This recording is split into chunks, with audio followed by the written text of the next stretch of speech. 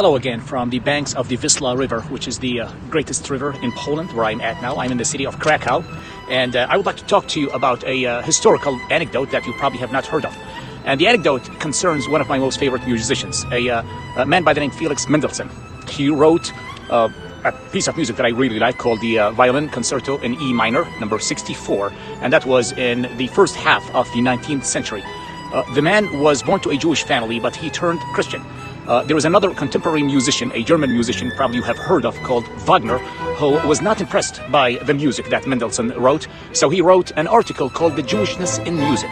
The article is actually a very disturbing account that talks bad against the Jewish community as a whole, not only concerning music, but that was one of the early German anti-Semitic works.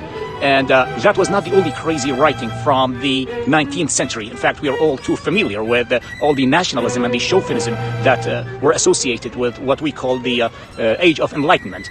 Communism, socialism, all of that was born at that time, and they preached death. There was only one thing in common among all the philosophies that were born at that time, and people wanted to go as far away from God and from Christ as they could, and that is when everybody else is dead.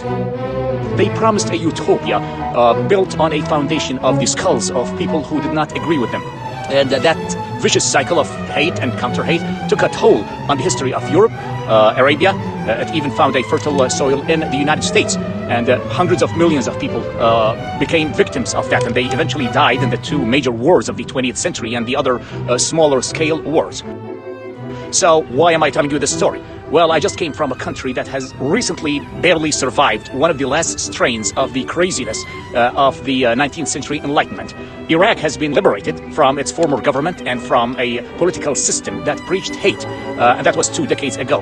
And when I took tourists to go to Iraq and see the tourist attractions of Babylon and the marshlands and Baghdad, they were impressed to see a country that has deep history and hospitable people. Death is no longer preached there. This is no longer the mindset that used to be prevalent in the 19th and the 20th century. I am also now in the city of Krakow, which houses the factory of Oskar Schindler. You probably heard of him from the movie Schindler's List. And tomorrow I plan to go to the most notorious witness of that evil time of history, and that is the concentration camp of Auschwitz. Why am I telling you this?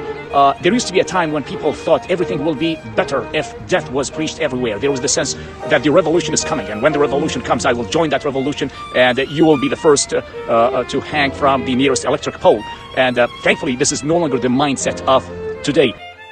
That reminds me actually of the coming of Easter and the resurrection of Christ. The Bible says in 1 Corinthians 15, "O death, where is thy sting? O grave, where is thy victory?" Well, even though Christ and the gospel may not sound the victorious system that preaches victory, it actually eventually gained victory. And Christ and his church has survived for the past 2,000 years. And the death that was preached in the 19th century hopefully has gone forever.